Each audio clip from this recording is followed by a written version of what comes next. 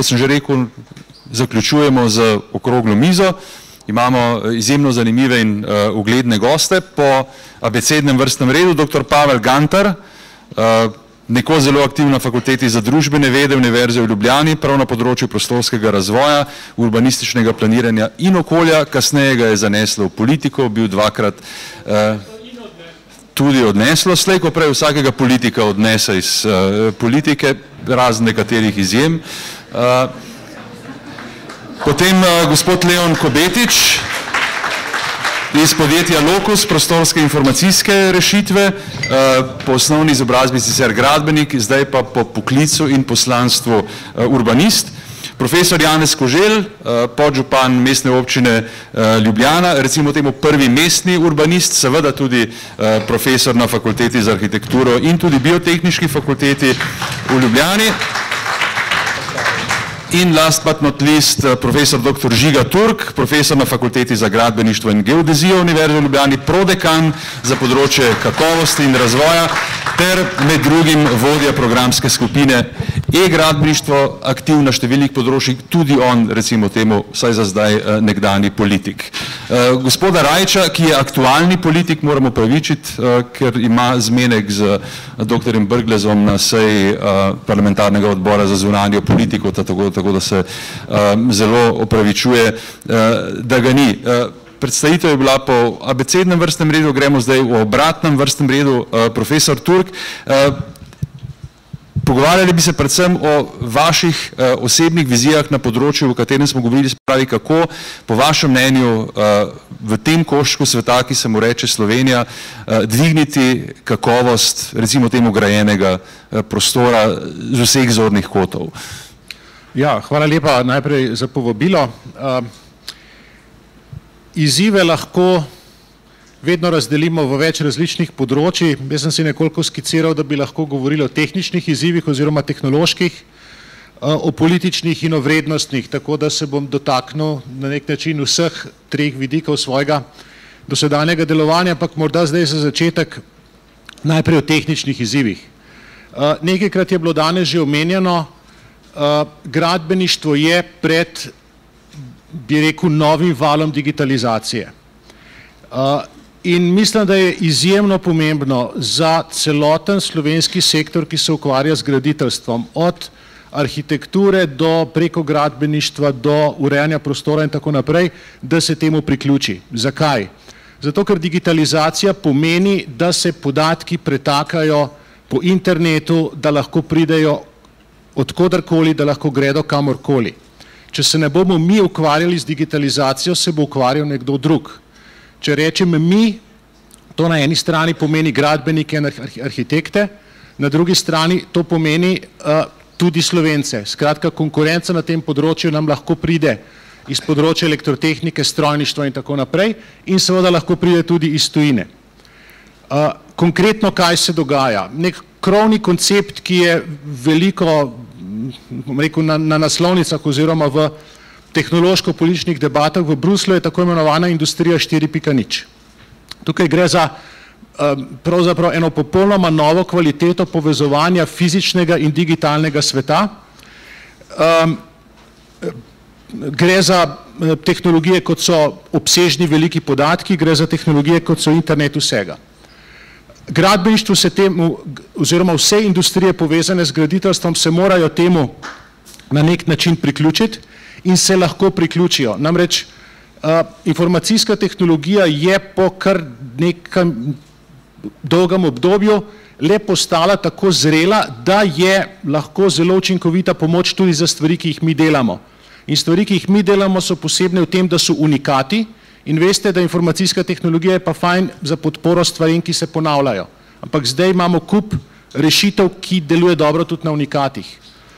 In bi rekel, informacijska tehnologija se pojavlja, ki dobro deluje tudi na velikih stvareh, ki se dogajajo na prostem. Se pravi, ne samo za podporo industrijskih procesov v serijski proizvodnji in tako naprej, ampak na prostem. In To se mi zdi, da je ključna strateška, bom rekel, tehnična oziroma tehnološka naloga vseh nas, ki se s tem ukvarjamo, od izobraževanja do zakonodaje, da to digitalizacijo podpre. Ta digitalizacija ne pomeni samo digitalizacijo recimo v fazi projektiranja in planiranja, kjer je bilo danes omenjeno marsikdaj BIM, torej Building Information Modeling, Building Information Management oziroma mogoče najboljša razlaga tega akronima Better Information Management, se pravi boljše upravljanje z informacijo v času projektiranja in graditve. Ne gre samo za to, ne. Gre tudi za uporabo informacijskih tehnologij v procesu gradnje, obnove in tako naprej. Tukaj prihajajo tehnologije, kot so vsi mogoči senzori, pametni stroji, robotika, 3D tiskanje, skratka dejansko en velik tehnološki preskok in seveda potem tudi uporaba informacijskih in komunikacijskih tehnologij pri uporabi vsega in stavb, prometnic, infrastrukture in tako naprej. Koncepti, kot so pametna stavba, pametna mesta, na področju prometa, urbanizma, sem prepričan, da bomo o tem kaj slišali, se obeta recimo zaradi samovozečih električnih avtomobilov ene zelo drugačne zahteve do tega, kako naj bi izgledala mesta, prometnice v mestih. Skratka, spremembe so velike in vprašanje je, na kakšen način, kako na njih odgovoriti. Mogoče, da ne bom predolg, bi lahko o tem nekaj povedali kasneje. Načelno sta pa metodi vedno dve, od zgoraj navzdol oziroma od spodaj navzgor. In verjetno bo treba iskati rešitve v kombinaciji obeh pristopov. Hvala lepa. Profesor Koželj, vaš pogled na glavne izzive, kje jih vi osebno vidite največ? Tukaj imamo že delitveno ekonomijo, si delimo mikrofone. Vizije so ključne. Izzivi so pač upoštevanje neke realne dimenzije časa. Oni prihajajo ves čas. Izzivi so pred nami. Govorimo pravzaprav samo pač o izzivih. Samo to je drugo ime za probleme. Problem seveda je, moram reči, v postavljeni viziji, kako pač te probleme razreševati. In seveda tudi o zakonodaji sem se tle spisal par takih točk, ampak ni pomembno, kako zdaj ta nova zakonodaja, na katero smo zelo veliko stavili, moram reči, še vedno, koliko ona pravzaprav odslikuje, koliko referira realne probleme in realne možnosti in kakšne rešitve ponuja, da bi se pravzaprav lahko sprostili, da bi do teh izzivov, ko ste rekli, problemov lahko bili dejavni. Zdaj, jaz pravzaprav izzivov ne vidim, zelo veliko. Samo probleme. Samo probleme. In kakor sem uspel, ker sem še vedno žal polno zaposlen, ampak nekje drugje, že po teh dveh prispevkih sem videl, da ste govorili samo o izzivih, to se pravi, da v nekih neuresničenih vizijah. Da bi na hitro, da nam vse porabil naprej, postavljeno zelo zanimivo mogoče izkušnjo in to je izkušnja Ljubljane. Namreč Ljubljana je naredila nek preboj, moram reči. Zakaj, kako, to so druge stvari in ne pomembno, ampak prav zato, ker smo mi, ne glede na to, da zakonodaja ne predpisuje in še vedno ne predpisuje tega dokumenta, najprej naredili eno vizijo. Zelo kratko, zelo jasno. In vizijo potem spremenili v razvojne projekte. Skratka, ona ni bila bla bla, ni bila pač govorenje o nekih načelih, ciljih in možnostih in tako naprej, čeprav iz njih startala, ampak je bila prevedena v razvojne projekte. In te razvojne projekte po vrsti, ko pridejo na vrsto, ko se zgodi ta trenutek, ko se sestavijo vsi postopki, finance in tako naprej, enostavno enega za drugim uresničujemo. In tako iz neke velike slike za posamičnimi, bi rekel, uspešnimi projekti, dosegamo nek učink celosten, bi rekel, ali sinergijo. In to je mogoče za Slovenijo en primer dober, to pomeni, da sliko imate, kot je kolega povedal, ampak jo vendar gradite na mozaik. Ker mi se bojimo velikih projektov, jih ne znamo, se takoj strašimo, sistemskih projektov to Bog ne da, Ampak slika ostaja, mi pa z malimi, iznedljivimi pravzaprav, tistimi projekti, ki so realno uresničljivi, te sisteme počasi stavljamo. Skakaj od spodaj navzgor, jaz priporočam. Skratka, slika, ki pa seveda v vsakem primeru mora biti digitalna. Gospod Kobetič, vaš pogled na, recimo temu, izzive, probleme, kako jih vi rešujete in predvsem, kje vidite za našo skupnost to, s čimer se bomo morali, poleg vsega tega, kar smo slišali, seveda soočati v prihodnosti? Ja, hvala za vabilo v to cenjeno družbo, tudi v mojem imenu. Jaz bom začel, težko je reči kaj pametnega po mnogih dobrih predavanjih in mnogih dobrih izhodiščih. Ampak kjer je težko, ste tukaj, ne? Jaz bom začel z velikimi besedami. Jaz mislim, da je prostor ena glavnih razvojnih prednosti ali pa še boljš glavnih razvojnih priložnosti Slovenije. Preprosto imamo srečo, da živimo na enem koščku sveta, koščku tega planeta, ki je izjemen. In to je dr. Brglez zelo lepo v svojem uvodu povedal, tudi s parimi citati. Dve skrajnosti bom navedel, pa povedal, zakaj mislim, da so izzivi zelo raznoliki. Krajinska pestrost, raznolikost, biotska raznovrstnost je po mojem glavna, če smo se že strinjali, da grajeno okolje ni glih ravno tisto, na kar smo lahko najbolj ponosni. Ena glavnih prednosti Slovenije, velik del prostora smo zavarovali, mnogi so mnenja, da smo zavarovali bistveno preveč in da nam zdaj to dela razvojne ovire. Jaz tega mnenja sicer nisem. Ampak zdaj je ena od stvari, ki si jih postavljamo, bomo zato postali zelena oaza Evrope, živeli od ekološkega kmetijstva in ekološkega turizma in počeli nič drugega. Hkrati se morje zajel v Evropo ravno ob naši državi najdlje, ravno pri nas je najlažje priti iz Azije na sever Evrope, pa iz zahoda na vzhod, ležimo učeno na 5. pa 10. evropskem koridorju in se lahko vprašamo, bomo skladišče Evrope zaradi tega, ker smo na pomembni logistični točki. Najbrž ne eno, ne drugo. Izzivi pa so in tisto, kar hočem reči, vsaka odločitev, ki jo v prostoru sprejmemo, od drobnih na ravni posameznika, mesta, države, je kompromis.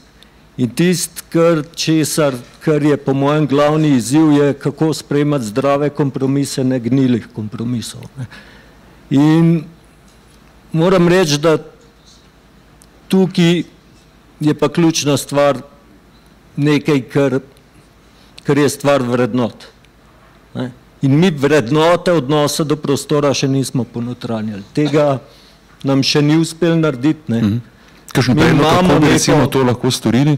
Neko iz zgodovine, neko samograditeljsko mentaliteto, ne vem, zdaj bom tako poimenoval, glejte, zgraditi svoj dom, je izjemna spretnost in je tudi bila v zgodovini pomembna stvar.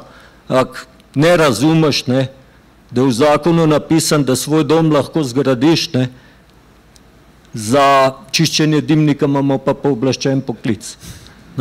To je nekaj z nami vendarle v nekih vrednostnih sistemih narobe in odgovor je v strokah. Ampak ne v monopolizaciji strok, upam, da bom kasneje še lahko kaj v tem rekel, zato ker tudi posamične stroke so dostikrat vase zagledane in ne vidijo vsega. Stopili smo tudi v demokracijo, odprli prosti trg in tako naprej in zdaj mnoga vprašanja, s katerimi se soočamo, pa bi jih najraj presekali, tako kot smo jih presekli recimo z Lex Magna, kljub temu, da imamo zakone o urejanju prostora, kar je napačen princip, ampak toliko za enkrat. Predo, še dr. Gantar, vaš pogled na ključne probleme in njihovo reševanje? Ja, hvala lepa. Ja, jaz tudi pravzaprav, tako kot Janez, ne vidim toliko izzivov kot problemov, no, to je gotovo. Ampak rekel bi to, da tudi ni neke čarobne formule, nekega odločilnega dejavnika, nekega jokerja, s katerim bi lahko obrnili gumb in vse, kar je šlo slabo do zdaj, se bo obrnilo na bolje in mi bomo že srečni, že pred letom 2050. Prostorski razvoj tega ni.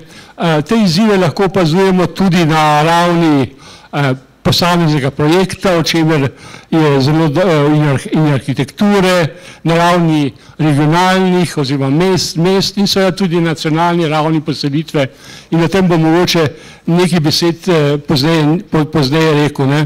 Druga zadeva je, da so prostorski procesi in prostorske strukture razmeroma stabilne, dolgotrajne, ko so enkrat postavljene, se ne spreminjajo tako hitro. Družbeni procesi, posebej ekonomski, tehnološki in tudi informacijski, o čem je bilo govora, pa so zelo hitri, fleksibilni, spreminjajoči se in zato je med prostorom, med prostorskimi strukturami, grajenimi strukturami in družbenimi procesi in stanji seveda vse skozi neka, lahko bi rekel, disfunkcionalnost in s to disfunkcionalnosti v določeni meri je treba živeti. Če bi mi rekel, kaj je danes izziv prostorskega planiranja, oziroma izziv urejanja prostora in prostorski problem, bi vendarle poziv na problem razmerja med javnimi in zasebnimi interesi v prostoru. Nekoč smo imeli režim, socializem, kjer je bila vzpostavljena dominanca tako imenovanega javnega interesa v monopolitičnem sistemu od spodaj, od zgoraj navzdol. In tisti, ki je smel posegati v prostor, graditi recimo, so bili posamezniki s kakšno hišo, kakšen kmet, kakšen obrtnik. Vse druge gradnje so bile gradnje, ki jih je se morali graditi javni oziroma državni organi, podjetja in tako naprej. Danes imamo na razpolago seveda drugačno sliko. Danes imamo močne, finančno močne investitorje, ki imajo, razpolagajo z najboljšo stroko, pravnik in tako naprej in se moramo vprašati, ali so se uradniki sposobni na občinah, urbanističnih inštitutih oziroma službah sposobni spoprijeti s to močjo, s tem znanjem, s to vednostjo in s to kvaliteto, ki jo ti nudijo. Zdi se mi, da je tu ta segment danes podcenjen in da ne zato, da bi zatirali privatni interes, ampak da bi lahko parirali in lahko tudi spostavili, da ta privatni interes funkcionira dobro tudi v javni domeni kot javni interes. To je recimo za mene vprašanje in me zanima, ali je uspel ta novi zakon odgovoriti na to vprašanje. Sicer bi rekel še to, da jaz ocenjujem ta novo zakonodajo kot dobro. Zelo pomembno je povedati to, kar je bilo prej rečeno strani pripravljavcev, namreč, da ta integralna prostorska, torej zakonodaja urejanja prostora, urejanje prostora jemlje ne samo kot načrtovalsko funkcijo, ampak tudi kot tehnično-projektantsko, upravno-pravno, zemljiško funkcijo in seveda finančne instrumente in nadzor.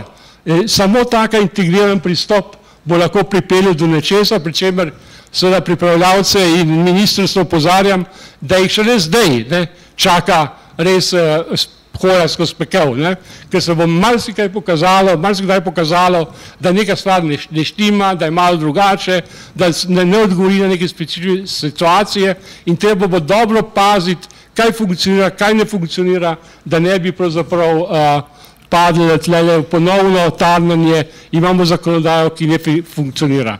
Obenem bi pa opozoril proti normativnemu optimizmu, torej prepričanju, da lahko samo z novo zakonodajo, z novimi normami spreminjamo obnašanje akterjev v prostoru. Ti akterji so zdaj raznovrstni, prostor je po naravi same kot omejene dobrine konflikten in zaprav videli bomo, kako bojo ti instrumenti prijeli, jaz upam, da boljše kot prejšnji. In bi se zdaj ustavil, čeprav imam še eno stvar, mogoče bo priložnost nek nek postfestum na to, kar je povedal Peter Gabrielčič, ker se mi zdi pomembno, da bi nekoč morali začeti razmišljati o vprašanjih policentrizma out of the box, kot bi rekli, ne, izven predalov in se mogoče vprašati o nekih čisto novih razsežnostih urejanja prostora v Sloveniji. Ampak zaenkrat samo toliko, ker ne bi rad Vidim, da ste zelo dobro pripravljeni, ampak vedno nekaj, kar bi še želeli povedati, odlašate v neko prihodnost. Dajte zdaj to izkoristiti, ker potem pridejo seveda tudi še mnenje oziroma vprašanja iz občinstva, tako da kar. Jaz sem prisiljen. To velja seveda za vse. Eto, Peter, ne, nisem sam kriv, voditelj me je prisilil v diskusijo, ne. Skratka, voditelji so vedno prisiljevali, ne samo televizijske. Za to, da si dal spodbudo, ne. Jaz mislim, da torej, mi vsi, ne, ki se ukvarjamo s prostorom, od teoretikov, strokovnjakov, praktikov, planerjev, arhitektov, mi smo z materim mlekom sprejeli idejo policentrizma. Ne. Noben od nas tu ni bil vzgojen brez ideje policentrizma. Za nas je nekaj tako samoumevnega kot, ne vem, materino mleko, če smem reči. In zdaj, ne, obenem pa smo se vedno ugotavljali, kako razne sile ali centri ali drugi blokirajo to idejo policentrizma. Na vse zadnje, tu teh 12-13 regionalnih središč in tako naprej, celo do pokrajin nismo uspeli priti in podobno. In zdaj, seveda, tisto, kar je bilo danes upravičeno rečeno, je obrobje Slovenije. Ne? To se prazni in celo nastopa lahko, kot je Peter omenil, kot nacionalni problem. Ampak zdaj poglejmo, ne, z neke druge zgodbe, če se vzamemo Šega Tokuro, ki jo je predstavil Slovenijo, ki jo je Miha predstavil na platnu, lahko vidimo, katere meje so tu bile, koliko dolgo ima Slovenija te meje, ki jih ima danes. Ne? Katera je meja, ki je traja dlje kot, ne vem, 55, 60 ali 70 let. Ne? Videli boste pravzaprav, da so to vse meje, ki so bile postavljene bolj kot ne po drugi svetovni vojni, celo potrjene na koncu šele leta 76-78 sporazum z Italijo. In videli bomo, da Schengen, ne, ki sicer ne funkcionira več tako, kot bi moral, pravzaprav odpravlja te meje in vzpostavlja ponovne neke historične pokrajine, ki so nekoč v tem prostoru že obstajale, Tržaška, recimo navezava Koper-Trst, oziroma Trst-Koper, Goriška, Gorica, Nova Gorica, Graz, Maribor, Spodnja Štajerska, kaj je Magna? Magna je nova delitev, prostorska delitev dela in zaposlitve v tej regiji. To je enostavno. Novo mesto, Zagreb. Kaj je? Ali je Novo mesto industrijska cona Zagreba, ali je Zagreb tisti, ali je Novo mesto tisti, ki usmerja Zagreb. Dajmo se truditi, da bi bil Zagreb industrijska cona novega mesta. Mogoče bo tudi nekoč postala, ampak ne verjamem. Torej imamo opravka z nečem in ti trendi bodo šli naprej. Nič hudega, to je Slovenci ne bojo izumrli, govorili se bo slovensko, vse, slovenska kultura bo cvetela tako, kot cveti doslej, to ni problem. Ampak dejstvo je, da bomo imeli razcentrirani urbani sistem Slovenije. Se pravi, lahko bomo imeli obalni urbani sistem, ki bo vezan na Trst, goriški obalni sistem vezan na Gorico in tako naprej, da ne ponavljam.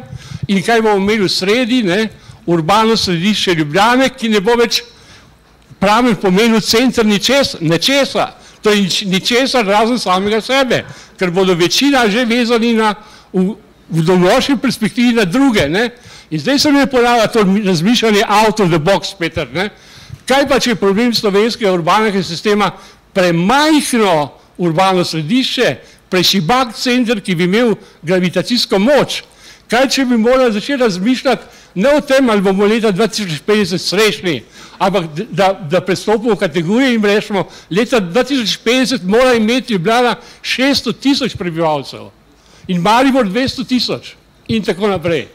Kaj, če zamenjamo to optiko in tu se bom ustavil, ker tega razmišljanja out of the box v slovenski uradni politiki, tudi takrat, ko sem jaz bil zraven, da se razume, pač ni bilo. Ampak današnje razmere so razmere, ki zahtevajo razmišljanje out of the box, izven predalov. Se pravi, ne out of the blue, ampak out of the box. Okay. Gospod Kobetič, tudi vi ste še želeli, potem ste predstavili nekaj, kar ste se želeli povedati, na zdaj je priložnost.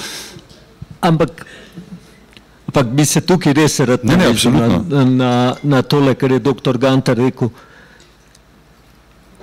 V bistvu je, tisto, kar sem hotel reči, je, da bežimo stran od planiranja. Mi bežimo stran, ker se nam zdi, ne vem kaj, plansko gospodarstvo ali pa ne vem kaj, nekaj, kar ne bi radi več videli. Zanimiv tržne ekonomije, ki spoznavajo, da nevidna roka kapitala vendarle ni vse mogočna, grejo nazaj k planiranju. Mi pa kar ne bi. In to so vprašanje in znotraj planiranja je dostikrat ni toliko težko najti odgovor.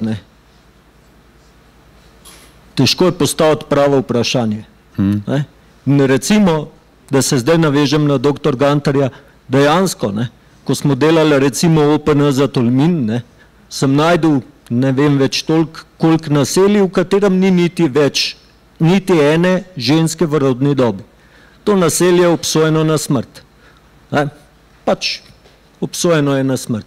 Zdaj tukaj je vprašanje, a zdaj moramo naštimati politiko ponovnega naseljevanja tega naselja, ali pa je vendarle to naselje nepotrebno. V nekem času preživelo svojo vlogo, a res rabimo 6000 naselij. A res moramo biti povsod doma. In v 100 letih nas je iz milijarde 7 milijard na planetu. Do 2050 10 milijard. Sprašujemo se o nosilni sposobnosti tega planeta, zaradi mnogih vprašanj. Ok, Slovenija nima tega problema, ker je stalno na 2 milijonov. Slovenija ima obraten problem, ja. Zelo obratnega ima. Ampak v resnici je vprašanje, a zdaj rabimo model 6000 naselij, nekaj tisto, kar je tudi dr. Gabrielčič pregovoril, ali rabimo koncentracijo in jaz, lejte, ko si postavimo vprašanje, ko slišim, pa zdaj bom res banaliziral tole, ko slišim, da je volk napadel ovco na Odmevih, se seveda vprašam, mislite, da sem jaz ovca ali jaz volk? Ne, resničnega volka in resničnega ovca. Ja, se pravičujem. Se začnemo takoj spraševati o odstrelu volka in o regulaciji, ne sprašujemo se o ovca res na pravem mestu. Jaz se vedno vprašam to, ali je tista hiša res tam, ali je tisti paštnik res tam, že od nekdaj, ali smo vendarle pripeljali ovco v življenjski prostor volka. Ko vidim v arhitekturni reviji, pa naj mi ne zamerijo kolegi arhitekti, hišo na drevesu, se spet vprašam isto. In nekaj vprašanja si moramo res postavljati out of the box. Hvala lepa. Dobro. Profesor Koželj.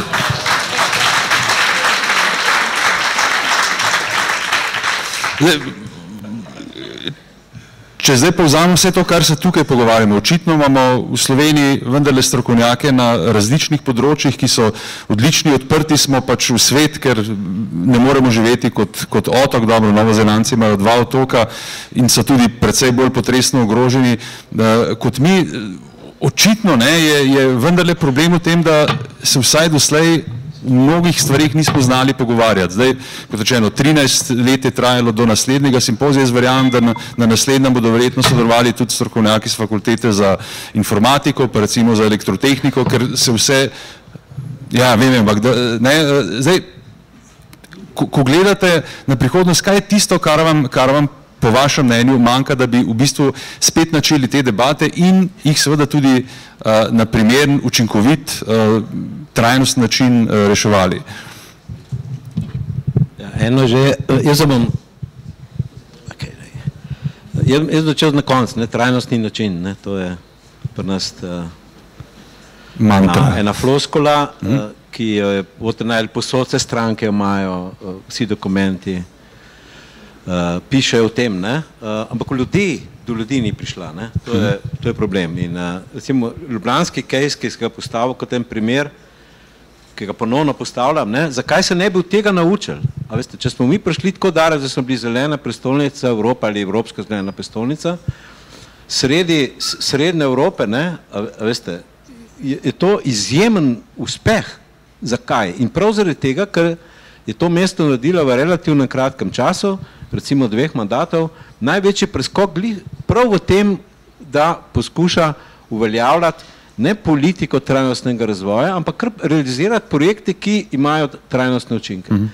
In mi bi se morali v bistvu na takih projektih, na caseih, rečejo Angleži, učiti, v čem je ta preskok, v čem je ta modrost nemogoče, ali je to project management, ali v tem, da smo se znali povezati, da smo znali strokovne, bi rekel, vse moči združiti. Kaj je tisto, kar je znotraj enega kulturnega okolja, v katerem živimo, znotraj zakonodajnega okolja, ki ga imamo, vendar lahko uspešno. To se mi zdi, da je mogoče malo zapostavljeno, da se drug od drugega učili. To je moja premisa, kako bi rekel. Zdaj, sam primer povedal. Mi smo ustanovili skupaj s Hrvatijem mrežo Evropska, ki se imenuje Sivinet. To je najbolj, kako bi rekel, propulzivna evropska mreža. Ta moment, ki združuje 147 mest, veste, kaj to pomeni? In smo zasegli že vso res vzhodno Evropo, slovenska mesta, hrvaška mesta, makedonska mesta, pač ves ta del. In ne delamo nič drugega, kot si pomagamo z dobrimi izkušnjami. Mi hodimo skupaj, se organiziramo, gremo malo kaj pogledati, tudi v Ciri gremo pogledati, med drugim, pa pri Ogras, pa v Ljubljano in obratno. In to, kar mi nekako razvijamo, preizkusimo, poskušamo tudi potem, kot se reče, implementirati kjerkoli. Tako da v bistvu neke ljubljanske pravila o urejanju prometa porabljajo recimo v Osijeku. Zakaj ne, vse na internetu in tako naprej. In to so te, jaz mislim, da je to na priložnost za Slovenijo, da bi se mi učili drug od drugega, kako v realnih razmerah ustvariti eno vizijo. Ti sem pa prej povedal, pa resno mislim, jaz poznam tudi to slovensko vizijo, v katerih sploh mestni not, prostora ni, ne obstaja, govori pa veliko o sreči. Vse to je lepo, je lepo zamišljeno, ker sreča je vedno pač... Sreča, da ne boste obdobje doživela, ne, sreča je privlačna, seveda za vse, ampak se mi zdi, da je malo preveč, kako bi rekel, neoprijemljiva. Zato sem prej omenil neko drugačno vizijo kot operativen instrument, a veste, enega razvoja prostorske države.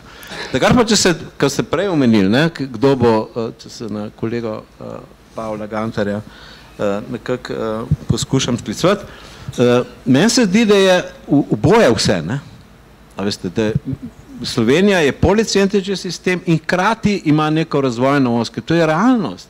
In ta vemo, da gre od jugozahoda proti severovzhodu. Se vemo, ona je objektivno dejstvo.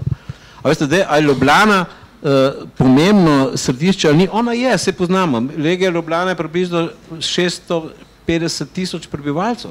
Se vemo po migracijah, se vemo po prometu. A veste, ona je. Ampak lahko gledamo, da je en del ljubljanske regije Luka Koper, če tako pogledamo. Zakaj je stvar pogleda, da ne bi preveč. Samo eno tirno povezavo. Vsaj v delu. Dobro, profesor Turk, še vaše mnenje, ker vi ste seveda začeli to diskusijo in ste seveda omenili te strašanske globalne izzive, s katerimi se kot človeštvo srečujemo. To je seveda tudi za nas v Sloveniji zelo pomembno izhodišče, ker seveda ne moremo živeti na tem svetu kot nek osamljen otok. Kako po vašem mnenju lahko te globalne trende, ki so na dlani, vključno z rešitvami, pametno uporabimo tudi pri nas? Govorimo o pametnih mestih, zdaj od naslednjega tedna naprej bomo govorili tudi o pametnih vaseh. Tukaj se bo začela prav na Bledu ena iniciativa na tem področju, ki je verjetno za Slovenijo zagotovo tudi zanimivo. Spravi, kako te globalne izzive spridno uporabiti za reševanje izzivov oziroma problemov, ki jih imamo tukaj. Najprej mogoče mečkam za hecno, pametnih vasi se jaz nekoliko bojim, ker bomo potem imeli droben krompir in ne bo lahko zalupati. Kar se tiče tega, predvsem kolegi so govorili o tem, kako Slovenijo ohraniti, kako jo pametno razvijati prostorsko in tako naprej. Tisto, s čemer sem jaz začel, je, kako v bistvu slovensko gradbeno industrijo oziroma vse dejavnosti spraviti na čim višji tehnološki nivo in lahko pritegnem temu, kar je rekel kolega, seveda učiti se je treba od drugih, ne, samo učenje se lahko dogaja, kako bi rekel, pod prisilo, ne, ali se pa učiš zato, ker se zavedaš, da se moraš učiti. In bojim se, da en del problemov, ki jih slovenska gradbena industrija oziroma vsi, ki se s tem ukvarjamo, imamo, je povezan s tem, da nikoli ni bila prav izpostavljena prepihu mednarodnega trga oziroma mednarodne konkurence.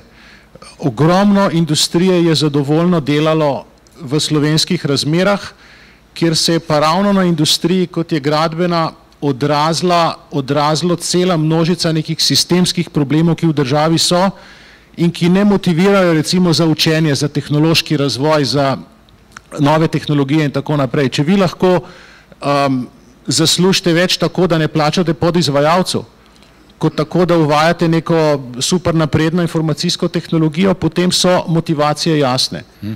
In neko, bom rekel, nasplošno bolj urejeno pravno gospodarsko okolje v Sloveniji, s tem bi verjetno največ naredili tudi za en tak od spodaj navzgor kvalitetnih dvig vse industrije, ki se z grajenim okoljem ukvarja. Hvala lepa. Zdaj imamo pa seveda priložnost tudi za kakšno vprašanje oziroma namik iz občinstva. Vemo, da je to v Sloveniji kar velik problem. Da takrat, ko prebivalke ali prebivalcev Slovenije daš možnost, da nekaj po mikrofonu vpraša, takrat so ponavadi zelo zadržani. Ne vem, če je danes slučajno stvar kaj drugačna. No, se bomo slišali. Očitno je, že ne vem, je problem sonce zunaj?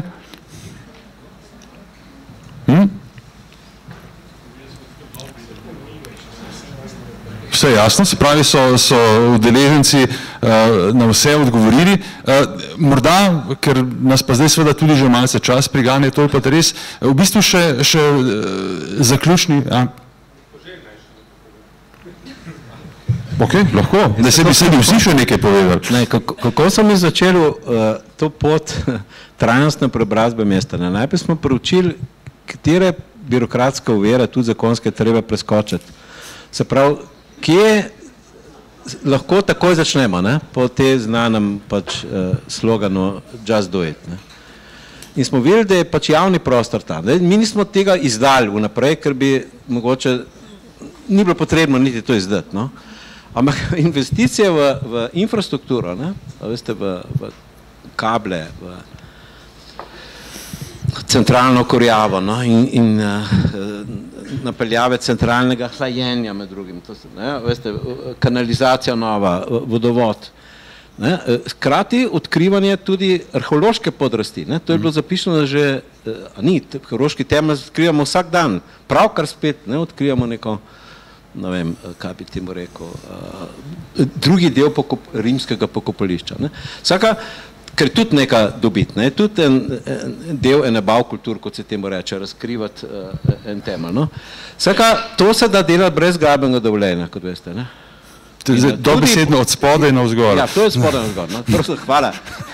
Te se hotel končati, veste, zelo pronicljiv. Čestita, vre.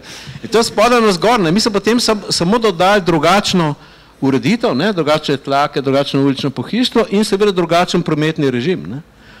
Ampak zdaj se je pokazalo, da ta počasna, postopna strategija urejanja javnega prostora je imela veliko učinkov. Zelo veliko. Na koncu, kot vidite, je prinesla največji gospodarski učink, kajti mi imamo rast turizma v Ljubljani preveliko, 17% na leto. To je izjemno. Ampak vendar so učinki. Poleg tega je to vplivalo tudi na tako imenovani owner's pride, na ponos lastnikov, da so začeli sami investirati v prenovo sicer res stavbnih lupin stavbnega pohištva in streh.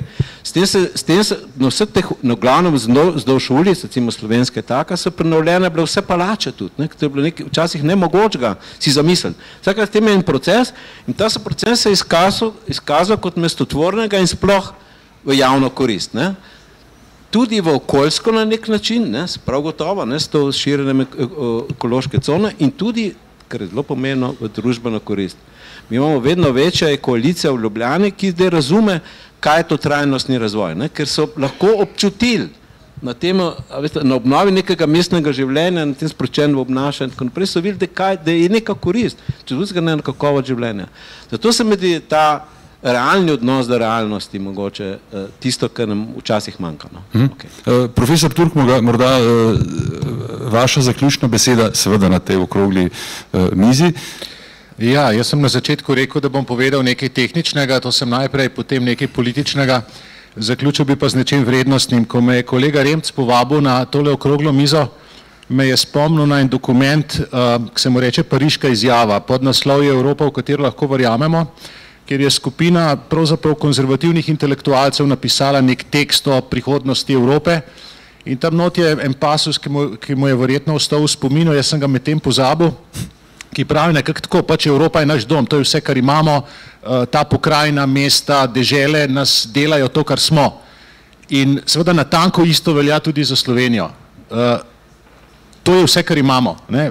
Čas je ena stvar, ki jo nimamo vedno več, prostor je druga stvar, ki jo ni vedno več in kako delamo s prostorom je pravzaprav odraz tega, kolikšno spoštovanje mi imamo do krajev, iz katerih prihajamo. In s tem do nas samih, ne? In s tem do nas samih in do svojih sodržavljanov. In s tem v zvezi je seveda pomembno, kako razvijamo mesta, kako razvijamo centre v smislu policentričnega razvoja. Ena taka ocena čez palec, ali je nek center uspešen ali ni, je v tem, ali si ljudje želijo živeti v centru. In mislim, da tudi na tem področju je Ljubljana nekaj naredila. Ljudje si želijo spet nazaj v center. Veliko vprašanje, ko govorimo o policentričnem razvoju, je, ali si ljudje želijo živeti nazaj v center Tržiča, Kamnika, Kočevja. Ne, se mi zdi, da se da tam še veliko stvari narediti, ampak vendarle ključno se mi zdi to, ali skrbimo mi za ta prostor. In jaz sem šel tudi to novo zakonodajo pogledati, pozorno sem poslušal tele razprave danes in mislim, da se je samo v enem ali dveh prispevkih pojavila beseda lepota. Ne. Imamo tle kriterije, da mora biti kvalitetno in zdravo in varno in urejeno in tako naprej. Mislim, da profesor Gabrijelčič je to omenil, nihče ni rekel, da mora biti pa lepo, da se moramo potruditi, da je lepo. Ne. In jaz se z marsikakšno zadevo od kolega Koželja ne strinjam ali pa bi imel kakšno kritiko, ampak kar se dela v centru Ljubljane je lepo premišljeno do zadnjega detajla. Ne. In podobno kot se tukaj trudimo in se trudijo za lepo, bi se bilo treba truditi za lepo, tudi ko se posega v prostor. In po mojem ni dovolj, da samo nekdo odkljuka neke kriterije, ja, se je v skladu z temi in onimi akti in tako naprej, avtoriteta ljudi, ki dajo dovoljenja, bi morala biti, da bi rekel, vse je vse v redu, ampak glej, tole je grdo, to tako ne more biti. V Švici imajo v nekaterih kantonih zadevo tako rešeno, da morajo enostavno se vsi stanovalci strinjati, kaj jim bo nekdo postavil. Tukaj smo naredili veliko napak in se bojim, da se ogromno napak še dela. Ta lepi deli Sloveniji so tisti, ki se jih še niso dotaknile veliko enodružinske hiše z 2 nadstropjema in 4 okni na vsaki fasadi. In na tem področju mislim, da kot stroka si moramo dovoliti več, si moramo dovoliti ne samo to, da smo strokovni v smislu, ja, ne so neke objektivne zadeve izpolnjene, ampak tudi da rečemo, tole je grdo, tole je neracionalno, tole je neumno, čeprav morda po nekih kriterijih je pa ta pravo za to, da mi ta svoj evropski slovenski prostor ohranjamo tak, kakršen je pravzaprav tudi nas oblikoval. Čeprav tudi v tem ne bi morali doseči vendarle nek, jaz bi rekel, konsens, ne, ker pri Slovencih je to, ne, da pač to, kar je nekaj lepo, to je zelo subjektivna kategorija. Če se vrnem k mestom, nekdo, ki je rekel, da je civilizacija, kot jo poznamo, neločljivo povezana z mesti, je rekel, da pač brez buržoazije ni mest, ni civilizacije, ni narodov in brez neke elite, ki odloča o tem, kaj je lepo, pač nimate lepih stvari. Po mojem ne vemo vsi enako, kaj je lepo, pa kaj ni. Dobro. Zgolj samo moje mnenje. Ne, odlična istočnica za gospoda Kobetiča. Vaše zaključne besede? No, lepo je bilo slišati, da o lepoti prostora govori gradbeni inženir, jaz sem tega zelo vesel. Res. Ja, sej zato. Jaz bi debato mogoče še usmeril v eno drugo temo. Dejansko imamo sprejet nov zakon. Luka Ivanič je lepo predstavil, katere stvari smo zapisali. Zakon je boljši od predhodnikov in v bistvu vsi optimistično gledamo na nadaljni razvoj. Moram reči, vsaj jasno. 3 aspekte bi izpostavil iz tega zakona, ki so ključni, pa so naloge, ki ne bodo lahko uresničljive. Eno je regionalno planiranje. Mi tega preprosto nimamo in nujno potrebujemo. Mi zdaj načrtujemo načrte namenske rabe, land use plan, ki je v bistvu glavni mehanizem zemljiške politike in urejanja prostora na ravni občin. Na ravni občin, ki so dostikrat, glejte, samo ena Ljubljana. V bistvu naj mi občine ne zamerijo, ker vejo, kako sem na njihovi strani v mnogih stvareh, ampak dostikrat opravilno nesposobne skupaj s vsem aparatom za resne, tehtne odločitve na tej ravni. Kako bomo pa regionalne plane naredili, nam pa sploh ni jasno. Mi smo jih zapisali, postavili smo roke, nismo postavili služb, organizacije tega projekta, nimamo zagotovljenih sredstev in tako naprej in tako naprej. Rok je pa 2023, to se pravi jutri. Jaz imam te planske dimenzije, veste, te so bistveno daljše od realnega časa. Druga stvar, ki je zakon pripeljal, pa je Luka omenil, je, da smo prvič v zakon pripeljali pojem ekonomike prostora. Zanimivo, mi smo stopili v prosti trg in se pri odločitvah prostorskih o ekonomskih vprašanjih sploh ne sprašujemo.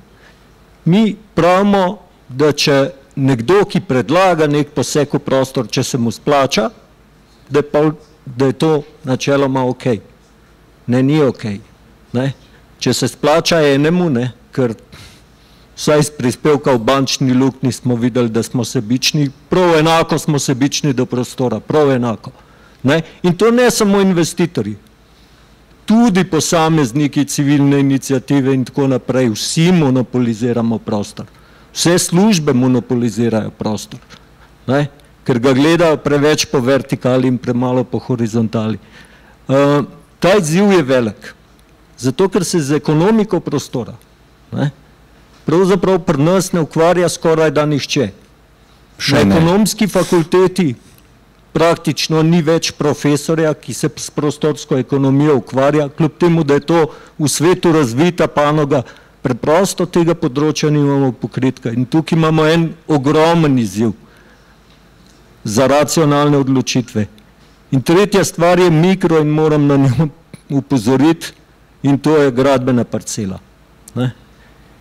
Mi s prostorom, mi prostor razkosavamo na lastniške kose brez reda in pameti.